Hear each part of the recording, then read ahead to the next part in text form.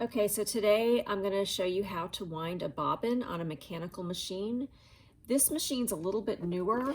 Some of the older machines have what's called a clutch, and that is where the hand wheel has like an inner circle and an outer circle.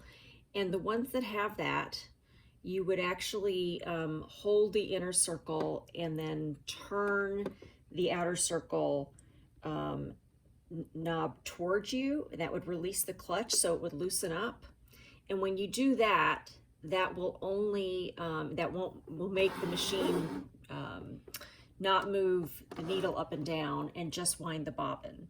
So if you have that kind of machine, make sure you loosen the clutch first, and then don't forget to tighten the clutch when you're done, because otherwise your machine won't sew. So this is the type of bobbin for this particular machine, but some other machines use plastic bobbins, but in this case it's very similar. So what you're going to do first is you take your thread, and most machines are very similar and have similar types of thread paths for the bobbin. So in this case it goes around just this little screw, and then you'll take your bobbin and your thread and you'll thread it up through one of these little holes to hang on to it. Hope you can see that.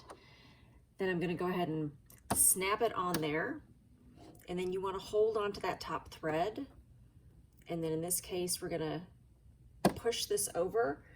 A lot of the machines are like that, very similar. You'll move something over, but some of them you may not. Some of them, the ones with the clutch especially, you may just snap the bobbin into place. And then you'll go ahead and press on your presser foot to hang on to this top thread while you're doing that, and it will start to load. Let go once it gets going.